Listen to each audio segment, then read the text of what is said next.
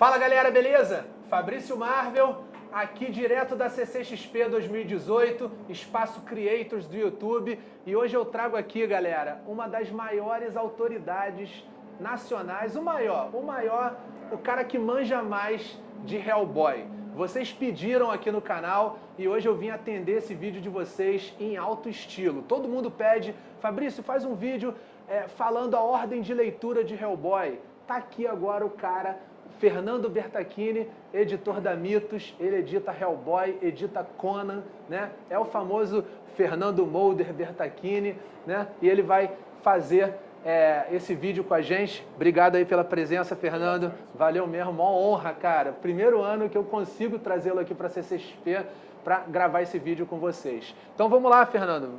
Fica à vontade, cara. Para um cara que nunca leu Hellboy, da onde ele pode começar o que tem disponível hoje no site da Mitos para ele acabar de assistir aqui a entrevista, já comprar e começar a partir daí?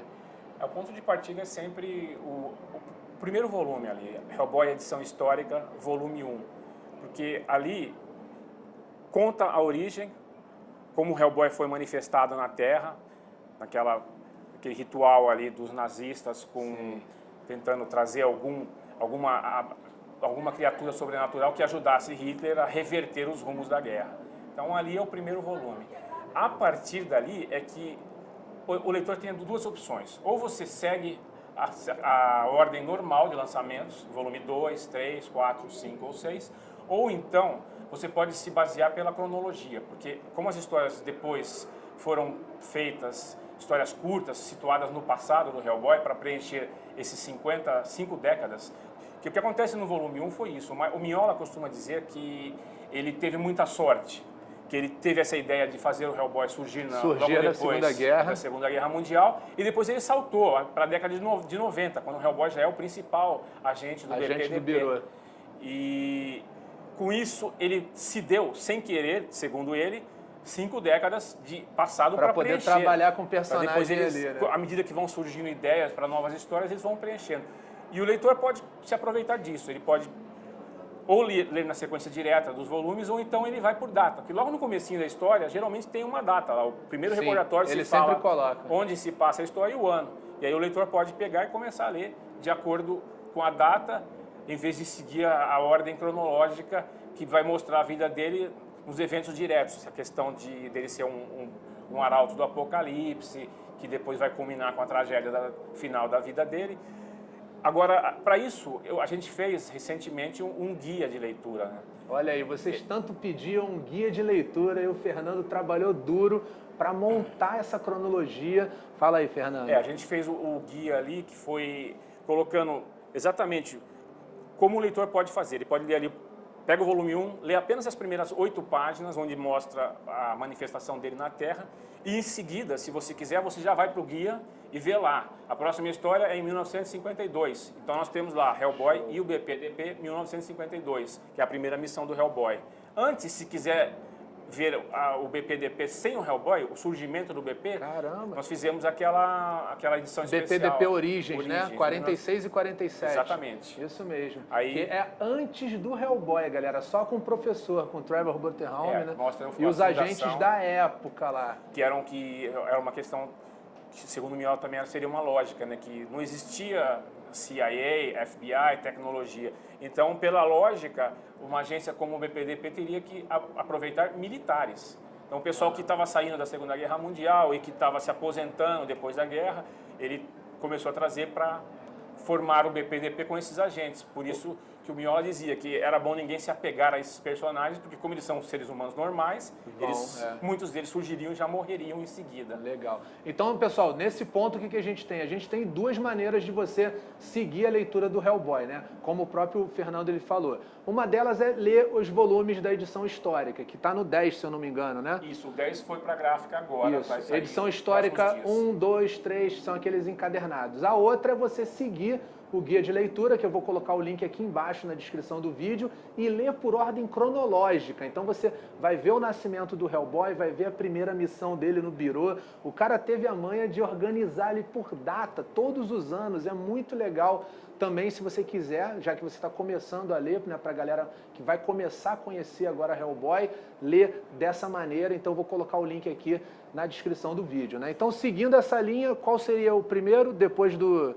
Bom, antes, só lembrando, esse guia, a gente fez o guia, ele foi incluído numa recente reimpressão do volume 1 do Hellboy.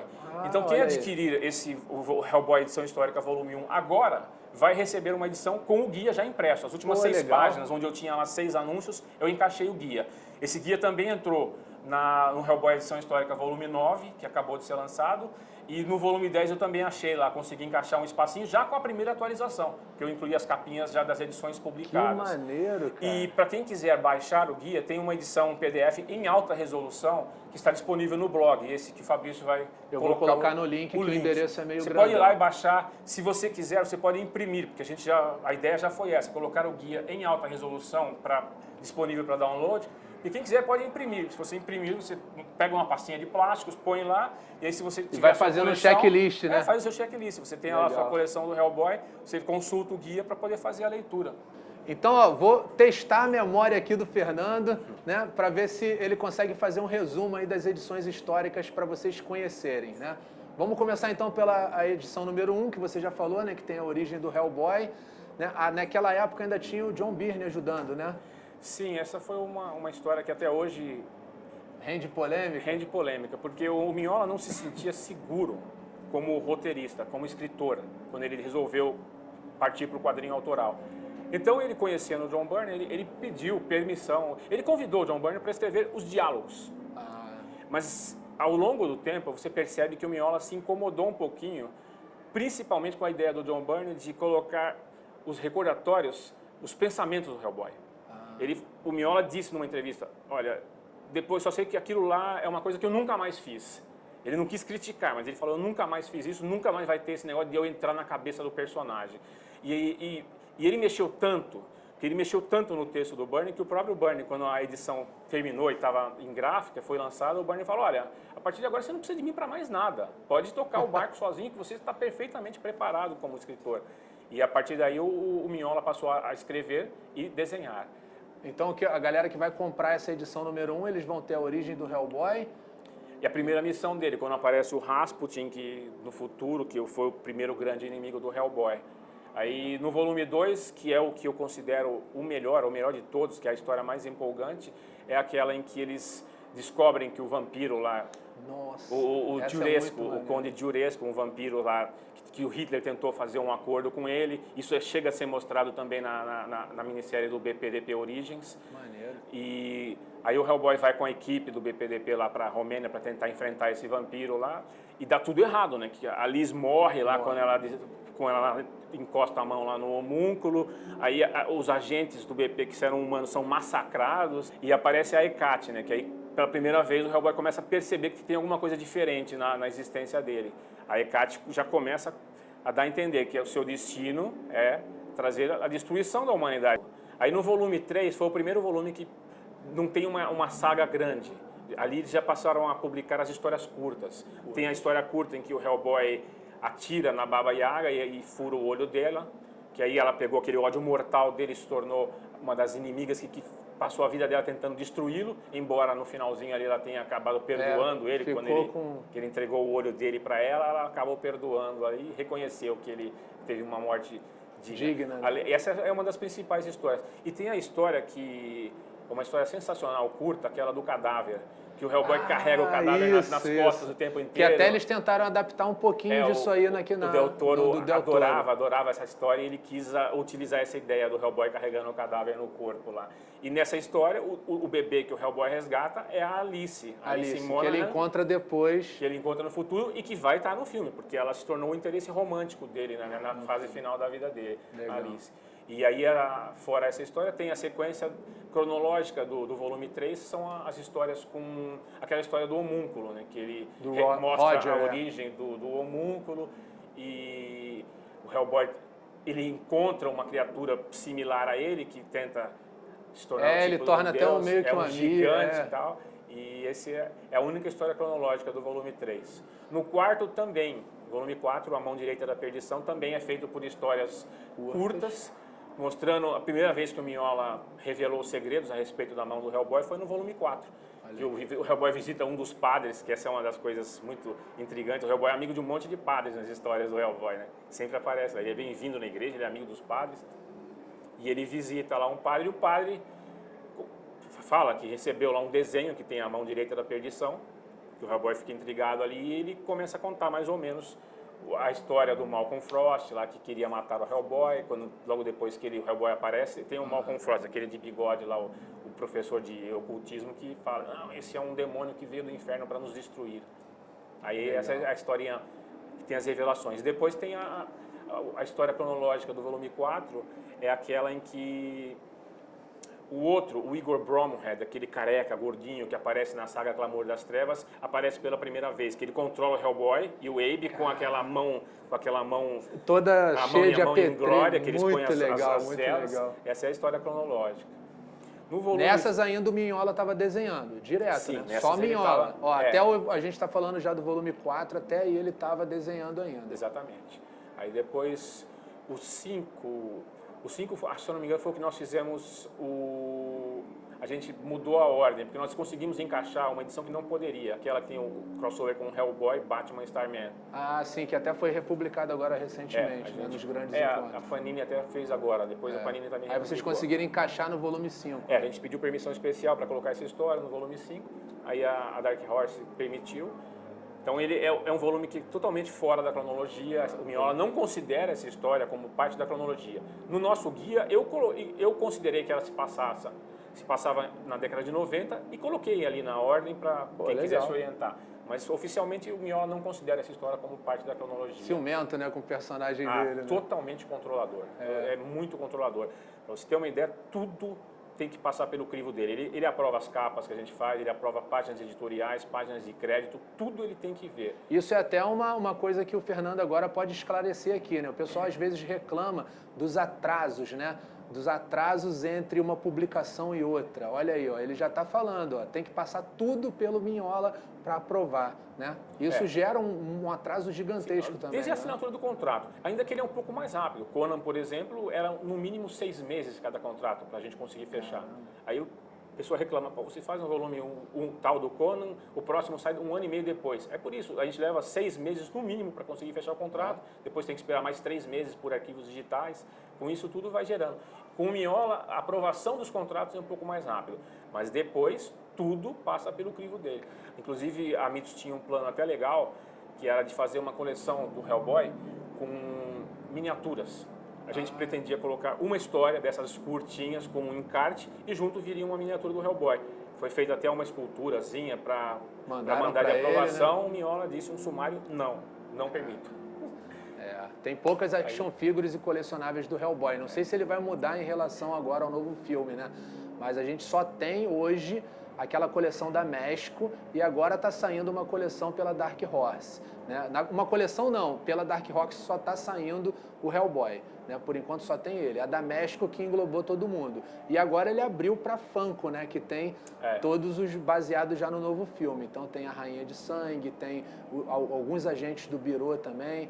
Né? Então ele parece que está liberando um pouco mais. Né? A sensação que tem é que ele mesmo tinha um plano originalmente, que era só fazer um quadrinho autoral, que ele pudesse controlar. Ele dizia sempre que a minha ideia, o que eu quero é desenhar a história de monstros. Eu gosto de desenhar monstros, não gosto de desenhar a vida real, por isso que ele não quis mais fazer super-heróis da Marvel, da DC. Ele falou, eu não gosto de desenhar a vida real, é muito chato, então eu gosto de desenhar monstro. Aí ele falou, então eu vou criar um monstro, meu personagem vai ser um monstro, porque no mínimo eu vou ter um monstro para desenhar na história. Então o conceito inicial foi esse, ele começou fazendo isso, mas aí à medida que ele começou a criar essas sagas, a saga apocalíptica, foi ficando Hellboy, mais um universo foi amarrado. E ele foi perdendo. Depois o Hellboy foi para videogame, foi para brinquedos, ele começou a perder meio que o controle. Então às vezes ele diz que não quer mais fazer nada, como ele tinha planejado continuar desenhando Hellboy no Inferno, só ali, ele planejava inicialmente, disse que tinha material para 4 TPBs. 4 edições encadernadas. E de repente, quando chegou na segunda, ele falou, eu já consegui contar tudo que eu queria, não quero mais fazer.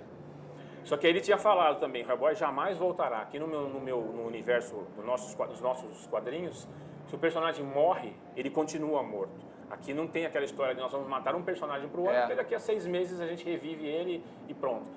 E mesmo isso ele não está conseguindo controlar, porque acabou de assinar um contrato para novos filmes, fica difícil ele... Só ter histórias no passado. Qual estúdio vai querer bancar um projeto com um novo personagem e falar, peraí, como é que eu vou vender brinquedos, como é que eu vou vender jogos, se você matou o personagem não tem histórias atuais dele? Então o Mignola criou uma coisa muito maior do que ele mesmo esperava e às vezes ele, por mais controlador que ele seja, ele começa a ser obrigado tem que ceder por pressões externas, ele acaba liberando. Os brinquedos, como você mencionou, inicialmente só surgiam algumas figuras realistas. Aí de repente, talvez pelo poder da Funko Pop, surgiram esses caricatos. E caricato é uma coisa que ele não costumava permitir muito. Tanto é que nas histórias caricatas são aquelas infantis, o Hellboy Jr., Hellboy Nenezinho e tal. E essas histórias ele nem desenha, ele liberava para outra pessoa e falava, não considerem isso como parte da cronologia do Hellboy. É um produto derivado, mesmo assim, ele deixou fazer 2 minisséries e nunca mais. Ele é bem controlador. Agora a gente está o quê? Edição 6, né? 6 é o Verme Vencedor. Essa é uma grande minissérie. Cara. E partindo do próprio Mignola, foi, em todos os tempos, desde que ele criou o personagem, a primeira minissérie longa que ele fez, que foram 6 capítulos. Ele nunca fazia mais do que 4. Ele dizia que, além de todo o trabalho, que ele tem as crises de artista, né? Sim, bloqueio de artista. Ele é muito exigente consigo mesmo, então ele desenhava, rabiscava, amassava a página, jogava pro lixo, páginas inteiras, não guardava nem para vender, rabiscava e jogava fora. E nessa minissérie, o Verme Vencedor, ele desenhou 6 capítulos e é uma minissérie também que trata da cronologia, que é uma minissérie na qual o Hellboy pede demissão do Birô e começa a atuar sozinho ali, mas não com a intenção de continuar perseguindo criaturas. Ele sai do Hellboy. O Mignola disse que ele quis tirar o Hellboy do Birô porque as histórias do Hellboy se tornaram o que ele não queria. Nunca quis que fosse quadrinhos de super-heróis, uma equipe de combate a super ameaças. Mas é isso que tinha se tornado.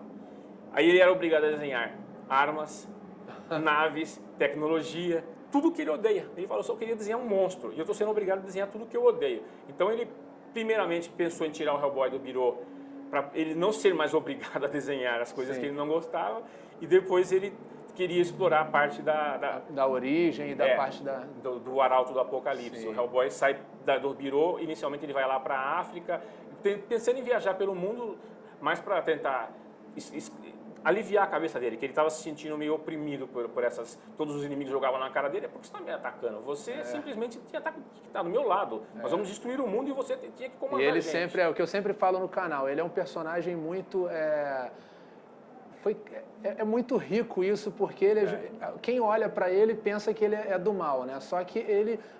Quando você começa a conhecer, quando você começa a ler as histórias, você começa a se apaixonar e você vê que é uma alma pura num corpo de demônio. E isso incomodou muito ele ao longo da trajetória, né?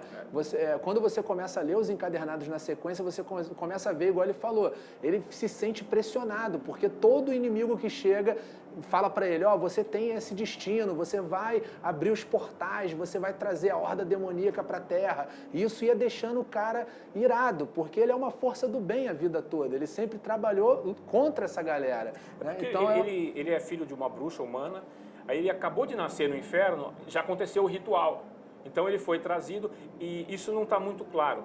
Mas em vez de ele aparecer onde os nazistas estavam, como o Rasputin, ele surge na igreja, na Inglaterra. Os nazistas estavam na Escócia. Ele surge na Inglaterra. E provavelmente, embora isso não esteja claro, como eu comentei, aqueles espíritos, os filhos da bruxa, que é a mãe do Hellboy, que aparecem lá naquela igreja, talvez eles tenham tido a influência de conseguir mudar o destino do Hellboy na Terra. E aí ele foi criado pelo professor Broom. O professor Broom, que era uma pessoa extremamente caridosa, uma força do bem, alto padrão moral, que criou o Hellboy.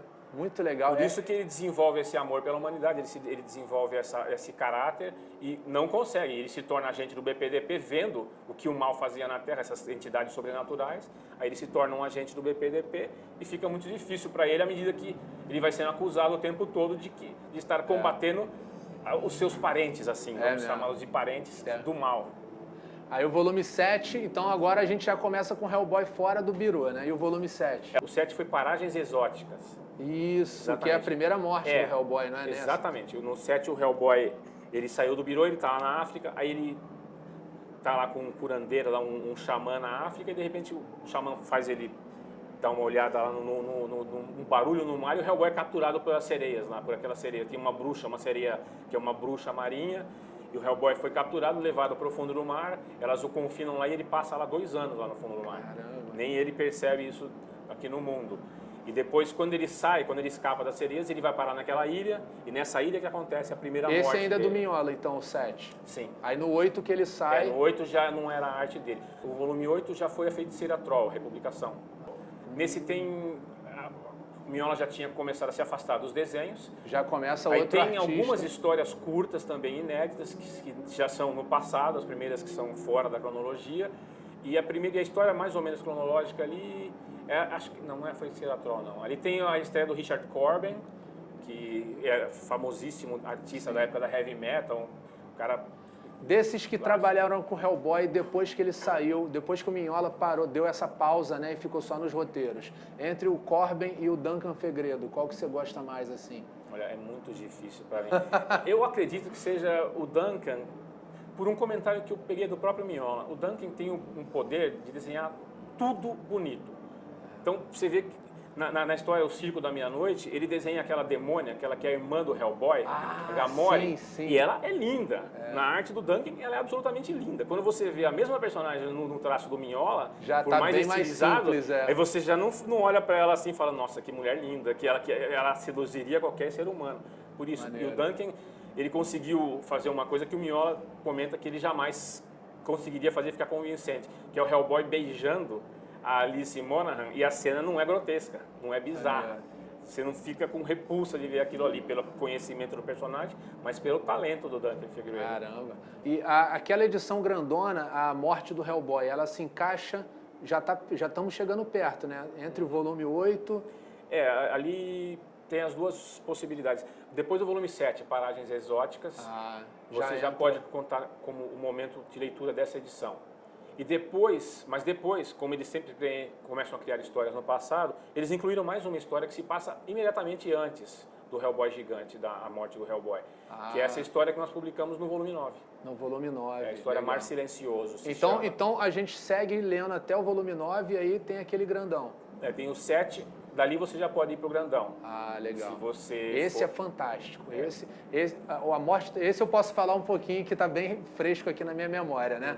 A morte do Hellboy, esse encadernado grandão, ele é uma compilação de 3 encadernados anteriores, que é uma história fantástica, onde a gente vai ter ali o Mignola trazendo de volta, né, um monte de pontas soltas assim que ele foi brincando ao longo da cronologia e vai culminar com a morte do Hellboy, né? Esse é fantástico, eu acho que foi uma escolha perfeita para adaptar para o filme, porque é muito bonita a história. Realmente é empolgante, é uma leitura que tudo junto ali fica como se estivesse lendo um romance mesmo, um livro, porque são 500 e poucas páginas. E uma coisa boa para a galera que vai ler agora, pelo menos na minha opinião, é que quando eu li, né, as publicações demoraram um pouco, né, entre uma e outra. Sim, foi então mais você, de um ano, então você lia, você ficava muito ansioso para ler o restante e demorava. Agora, se você comprar ele de uma vez só e pegar para ler, cara, todas essas 3 compiladas nesse encadernado grossão aí que a Mitos fez,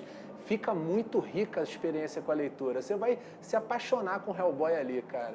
E ali, se aqui já houve a demora, nos Estados Unidos foi pior ainda. E quando eles estavam produzindo a segunda minissérie, Caçada Selvagem, por causa dos atrasos, aí foi o Duncan Fegredo que começou a se atrapalhar com os prazos. Então eles planejaram a minissérie em 6 capítulos. Aí o Duncan Fegredo entregou os 3 primeiros e de repente ele não conseguiu mais entregar nada. Caramba. A Dark Horse foi obrigada a fazer uma paralisação de 6 meses no meio da minissérie.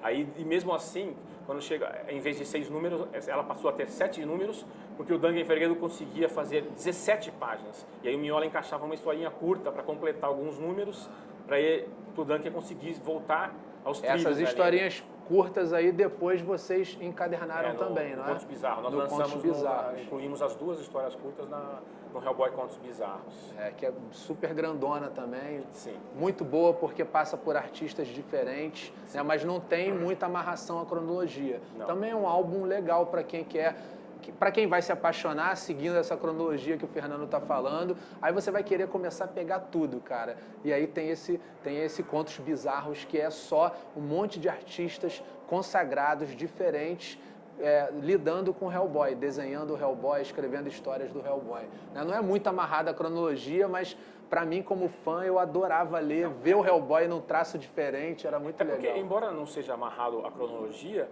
essa edição foi um tributo, praticamente, dos artistas ao Mignola, né? Na época, ele tinha abandonado temporariamente os quadrinhos para acompanhar as gravações lá do primeiro filme do Hellboy com o Del Toro. Então, era um ano sabático para o Mignola, fazendo algum desenho de produção e mais acompanhando, consultoria para o Del Toro. Enquanto isso, a Dark Horse não podia ficar sem lançar 2 anos de quadrinhos, sem nenhum quadrinho novo do Hellboy. Aí eles tiveram essa ideia de convidar os artistas que gostassem do Hellboy, e aí vem aquele detalhe que o Mignola fica feliz, todo mundo gosta. Todo artista famoso, ele quer participar. Se ele encontrar o Mignola, ele vai falar, um dia eu posso desenhar uma história do Hellboy, ou se o Mignola convidar, todo mundo aceita. Se tiver contrato de exclusividade, eu quero, espera acabar meu contrato, eu faço. Aí com isso surgiu esse projeto de Contos Bizarros. Foram 2 minisséries em 8 capítulos, que depois nós compilamos nesse gigante aí. Giganta. E pelo amor que esses artistas tinham pelo Hellboy, todo mundo conseguiu caprichar, criou algum mito ali. As histórias são, mesmo não sendo parte da cronologia, você não vai ver nenhum personagem que você vai ler e falar, olha, a Liz Sherman aqui não tem nada a ver com a Liz Sherman do Mignola. Todo mundo conhece o personagem, todo mundo gosta. Então a vantagem, para quem nunca leu Hellboy, se pegar essa edição, Contos Bizarros, você vai ter uma bela noção do personagem, só em histórias fechadinhas, sem cronologia, mas todas elas, quase todas, muito boas. Eu não consigo dizer uma que eu tenha detestado. Eu também não. Tem muitas, inclusive do John Cassaday, que está aqui, né? Sim. Tem coisa também de outros artistas também. Então, depois desse gigante, né, da morte do Hellboy, a gente vem para o Hellboy no Inferno, né? Sim. Que eu falei recentemente no canal, esse já tem review, né? São dois encadernados, como o Fernando falou, era um plano do Mignola de fazer mais coisas e ele parou por ali, né? E agora eu queria saber, Fernando, dá uma dica aí pra galera, o que vem por aí de Hellboy pela Mitos? Bom, nesse momento já foi lançado o volume 9 do Hellboy Edição Histórica. É o primeiro que nós fizemos praticamente inédito, quase só histórias inéditas. Caramba! A gente pegou a edição especial com a arte do Adam Hughes, aquela Krampus Nacht, que é uma história de Natal. Que maneiro! Só que o Krampus Nacht é um mito lá da Europa Ocidental. Ele é uma antítese do Papai Noel. Enquanto o Papai Noel sai pela noite entregando presentes, o Krampus sai para pegar as crianças malvadas. Aí você pensa, ele vai castigar? Não. Ele faz coisa muito pior com as crianças malvadas. E ele segue o Papai Noel. Já tô curioso para ler, Pesquisando o mito, dizem nas lendas lá da Europa, nos países em que esse mito é pregado, ele realmente acompanha, ele vai atrás. Onde o Papai Noel vai, o Krampus está indo atrás com a intenção de punir as crianças malignas que foram malvadas ao longo do ano. Hellboy é legal, galera, porque você acaba, sem querer, acompanhando essas edições históricas, acompanhando as histórias do Hellboy, do Mignola, você acaba aprendendo um pouco sobre esse folclore mundial, porque o Mignola é um grande entusiasta do folclore mundial, então ele pega muita referência de lendas que realmente existem, né? Isso torna a leitura muito rica. E nos encadernados do Hellboy, esse cara aqui, ele ainda faz o glossário arcano, né? Então ele pega cada referenciazinha ali. Qual o nome desse personagem aqui? Ele vai pesquisar e coloca pra gente, então sempre tem um asterisco, aí você vai lá no final, pô, caramba, o Mignola se baseou num folclore real, num personagem real, né? É muito legal isso torna a experiência da leitura muito rica em Hellboy. A ideia, quando surgiu, foi na época da primeira minissérie do Duncan Fegredo, O Clamor das Trevas. Eu já vinha precisando pesquisar bastante para traduzir, porque na hora que você está vendo o texto em inglês, você percebe que não vai fazer sentido aquilo ali, que ninguém vai entender. Fala, pô, mas do que esse cara está falando aqui? Deixa eu dar uma olhada lá no YouTube. E aí eu percebia a lenda, que aquilo lá tinha uma tradução, às vezes oficial, ou às vezes eu precisava adaptar. Seja como for, eu comecei a perceber que cada pesquisa dessa, a minha leitura estava sendo enriquecida. E eu achei que era hora de compartilhar com os outros leitores. Aí, como eu tenho essa liberdade, na hora de espelhar a edição, eu tenho a liberdade de abrir. Se eu precisar de 3 páginas, eu tenho a liberdade de abrir essas 3 páginas, mesmo que aumente um pouquinho, meio caderno na hora de imprimir, para poder encaixar esse glossário. Porque a ideia é que o leitor tenha essa experiência, essas referências, ele saiba do que está... Porque você pega uma edição americana, eles não fazem isso. Mas aí tudo bem, a pesquisa está em inglês, está no idioma deles. Então a pessoa pode ir para a internet pesquisar. Agora aqui, como nem todo mundo sabe o inglês, falei, eu vou ter que traduzir isso, vou ter que dar um jeito de encaixar. E uma coisa muito legal que o Fernando faz também nesses volumes, não sei se todos eles, mas a maioria deles tem sempre uma entrevista. Ele compila várias entrevistas diferentes do Mignola. Daquela época, daquela minissérie, ele compila para fazer 2 ou 3 páginas sempre de entrevista relacionada àquele volume, àquela história. Então, depois que você termina de ler e está super empolgado, você ainda vai ler a entrevista e vai saber como surgiu a ideia de cada personagem. Cara, esses encadernados edição histórica da Mitos, eles são realmente fantásticos por causa do trabalho desse camarada aqui, cara. Muito legal. É duro. São noites e noites sem dormir, porque para eu ter essa liberdade, eu também tenho que pensar um pouquinho nos prazos. Eu não posso estourar, não posso deixar a edição ficar para 2 meses depois. Então, para encaixar essas matérias aí, geralmente são noites sem dormir. Mas aí a ideia foi também essa. Além do glossário, das referências, das pesquisas de mitologia e sobrenatural, eu comecei... Geralmente, quando sai alguma entrevista do Mignola nos eventos nos Estados Unidos, eu estou sempre acompanhando ali. Aí eu vejo na internet que o Mignola está em Nova York e de repente ele deu uma entrevista, que ele não é muito acessível. Não é muito. Pouca gente consegue falar com ele. Eu mesmo já tentei, sou editor há quase 20 anos do Hellboy. Olha aí. Eu já pedi entrevista para Dark Horse umas 10 vezes e sempre foi dito que ele não estava com tempo. Caramba! Então, falei, bom, já que eu não consigo falar diretamente com ele, eu comecei a arquivar todas as entrevistas que eu encontro lá na internet, eu tiro uma cópia, um PDF, gero, deixo um arquivinho lá. Aí, quando aquela história vai sair no Brasil, eu já tenho um conteúdo extra para encaixar ali na publicação. Que maneiro! Um pouco dos bastidores aí desses volumes. Então, acho que a gente fechou, né? O restante das minisséries que não são a edição histórica, se você quiser ler na ordem cronológica, é só você acompanhar esse guia de leitura, que vai estar aqui na descrição do vídeo, né, que tem edição do Bureau de Pesquisa e Defesa Paranormal, né, dos outros agentes do Hellboy, do Bureau, que vocês vão gostar, tem edição do Abe Sapien, tem depois Inferno na Terra, né, são as consequências da morte do Hellboy, né, aí vocês vão poder, através desse guia que está aqui na descrição do vídeo, poder se tornarem experts em Hellboy, se prepararem como ninguém para o filme que vai vir aí em 2019. O filme aqui no Brasil, a estreia seria em janeiro, aí agora foi adiado para abril de 2019 o filme. Essa semana, dias atrás, houve a primeira sessão com o filme já editado. Caramba. E as reações foram muito positivas. Opa. A primeira versão, na convenção de Nova York, chegaram a dizer que haveria alguma exibição lá, mas não ficou pronto nem trailer. Mas aí houve um teste em Los Angeles que saiu um monte de gente criticando. Os críticos disseram que era muito ruim, que as reações foram negativas. E era tudo boato, na verdade. Parece que não existiu essa sessão. E agora a sessão que foi feita mesmo essa semana foi muito positiva. Aliás, Falam que o filme é violentíssimo, que não tem nada, não é mais filme para criança. O Mignola já queria que isso, que não fosse... Essa foi uma das brigas, né? A dificuldade dos grandes estúdios patrocinarem é porque eles querem filme para 13 anos. Censura 13 anos no máximo para adolescentes poderem entrar. E esse filme, o Mignola falou, não, eu quero um filme para adultos. Vai ser um terror. Aliás, eu senti falta esse ano na CCXP de algo relacionado a Hellboy, porque esse ano ele completou 25 anos, né? Exato. Inclusive o Mignola estava lá na San Diego Comic Con em relação a isso. Até o guia oficial do evento tinha o Hellboy na capa e estava lá, o aniversário de 25 anos, né? Porque o Hellboy surgiu... Eles fizeram esse pôster, né? Foi especificamente para Comic Con. Que é uma timeline do Hellboy aqui, todos esses personagens que a gente estava conversando aqui, eles estão presentes nesse pôster, né? Em homenagem. Então eu senti um pouco de falta disso aqui na feira.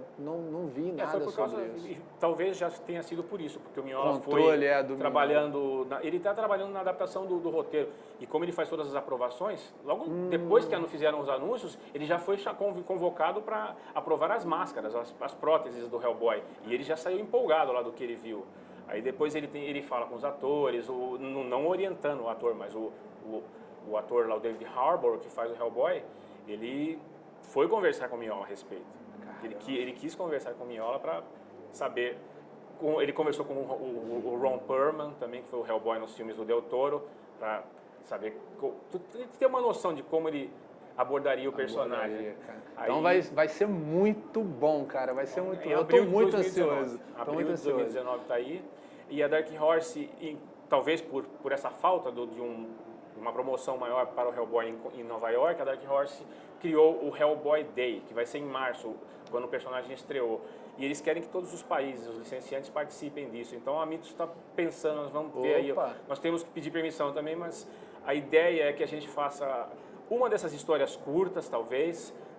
Eu penso muito em utilizar a história do cadáver, essa do cadáver, que é onde aparece a Alice, que vai ser a personagem, a namorada dele no filme, e junto com essa revistinha, que vai ser grátis, uma edição grátis. Que legal, olha aí. A gente quer aí. fazer, e a Mitos está negociando um pacote, um kit com copo ou caneca, adesivo, alguma coisa junto com um brinde. Isso aí vai ser distribuído provavelmente em parceria com em algum dos cinemas, onde houver alguma pré-estreia. Que legal, cara. E como a Dark Horse convida os seus licenciados a participar do Hellboy Day, talvez a gente consiga encaixar esse mesmo kit um mês antes do filme, no dia marcado para ser o dia do Hellboy. A edição Hellboy, edição histórica, volume 10. Nesse volume 10, eu fui obrigado a encaixar nele uma republicação. O pessoal critica, eu aproveito para explicar isso. Às vezes a gente republica uma história pouco tempo antes, depois dela ter sido lançada, Sim. Porque a primeira vez que a gente publica é uma permissão especial. Isso aconteceu, por exemplo, naquela edição A Casa dos Mortos Vivos. Nós tínhamos lá, a Dark Horse havia lançado... É mesmo, os encadernados saíram... As edições eram graphic novels, né? E aqui no Brasil, para você bancar o custo gráfico e fazer uma edição de 50 páginas com capa dura, ficaria muito mais caro para o leitor. Então, pensando nisso, eu pedi permissão para montar um encadernado aqui com essas edições, essas graphic novels. A Casa dos Mortos Vivos, aí o Circo da Meia-Noite, essa do Dante Fegredo, com aquela arte em 2 estilos diferentes, maravilhosa. E aí eu incluí também a história Being Human, Ser Humano, que era a primeira missão do Hellboy com o Roger, porque essa história fazia parte de um encadernado do BPDP. E a gente não publica com a mesma frequência que eu gostaria, o BP, porque na edição histórica, então. Aí nós fizemos esse encadernado do Hellboy. Acontece que essa edição era uma permissão especial. Aí, depois ela não foi renovada e eu precisava remanejar essas 3 histórias para mantê-las em catálogos. Eu tive que remanejá-las para outras edições. Então, o Ser Humano saiu, a gente republicou no Hellboy, edição histórica, volume 9, e agora o Circo da Meia-Noite eu republiquei no Hellboy, volume 10. Aí o Hellboy, volume 10, tem uma que já era pedida, a gente publicou, se não me engano, em 2009, que era aquela minissérie do Corben também, que foi premiada com o Eisner, aquela O Vigarista. Como não existe atualmente uma distribuidora, a Mitos vende pelo site dela, ou pela loja, aí provavelmente o leitor consegue comprar isso já agora no final do ano. Olha aí, na loja então, edição histórica 10 aí já ano, agora e depois em no final do contrato, nós já temos o Hellboy e o BPDP 1954, esse deve ficar para abril, acho que vai ficar para a época do filme. O Elcio pediu que um título do Hellboy fique para a época do filme. E no ano que vem nós vamos começar a tentar diminuir a defasagem das histórias do Birô. Né? Do Birô.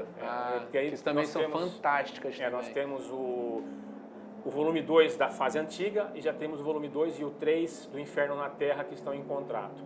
Legal. E aí, à medida que, dependendo da situação do mercado e da recepção, das vendas desses títulos, a gente pretende acelerar ainda mais a publicação do Birô, porque tem muita coisa cronológica que É ruim você publicar uma história, como Inclusive- aconteceu com o Inferno na Terra, sendo obrigado a dar notas de rodapé, que são para orientar o leitor, mas que também são spoilers, porque a gente não publicou ainda a fase antiga. Ah, sim. Aí vamos ver se a gente consegue Inclusive tem trabalhar até um nisso. personagem desse filme novo que aparece nessa minissérie, que é aquele cara que tem aquela cicatriz, não é? O Daimyo, Isso, que é o Daimyo. ator do Lost, né? Sim, sim. Assim, Daniel Então Daiki. essas minisséries também são super importantes para a cronologia do Hellboy, porque tem esse personagens que vão inclusive aparecer no filme. Você vai ver, depois você vai ler essas edições históricas, não vai achar ele, vai ficar curioso. Eles estão nesses outros encadernados do Birô, né, que também são fantásticos. É como se o universo do Mignola fosse expandindo, né? É o Mignola Verse, né? É, exatamente. Legal. Fernando, queria te agradecer por você dispor do seu Imagina, tempo, foi um vir prazer, aqui para a convenção. Prazer falar com os assinantes do seu canal, e mesmo quem não for assinante, então dá aí o seu joinha e assine, prestigie o Fabrício aqui. Legal. E ó, o e-mail do Fernando vai estar aqui embaixo também na descrição do vídeo, caso os fãs queiram entrar em contato, trocar uma ideia, fazer perguntas aí sobre Sim, o Hellboy. pode escrever. Né? Eu posso demorar um pouquinho, porque, como eu disse, Muita carga de trabalho, eu viro noite trabalhando, mas no mínimo 2 vezes por mês eu pego um dia, assim, fico 4, 5 horas só respondendo e-mails. Que legal, cara. Olha aí. Então é isso aí, galera. Brigadão mais uma vez. Galera, brigadão por terem assistido. Espero que vocês tenham curtido esse vídeo, tá? Eu tô muito feliz de ter conseguido fazer.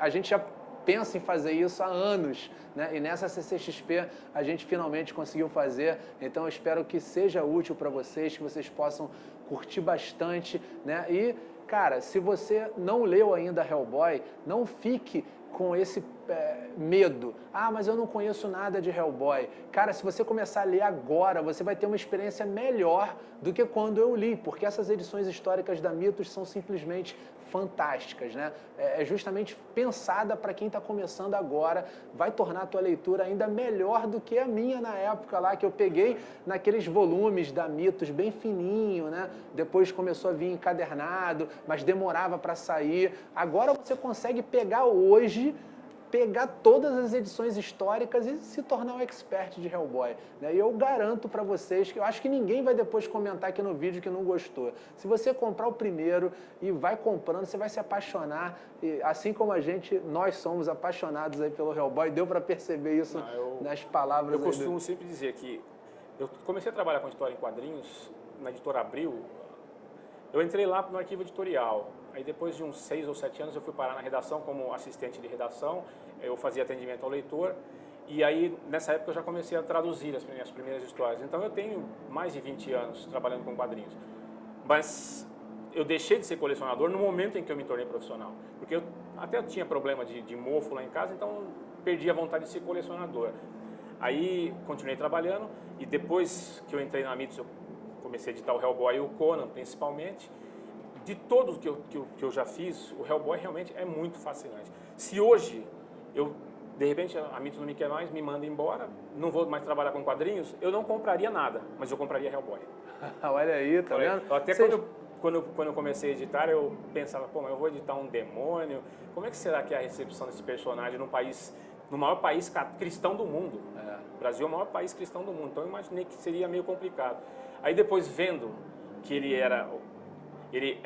contradiz toda a origem dele e que ele se torna uma força do bem, nas histórias ele se dá bem com os padres, eu comecei a dar uma pesquisada. Isso é uma das coisas que eu queria muito perguntar ao Mignola se eu tivesse oportunidade.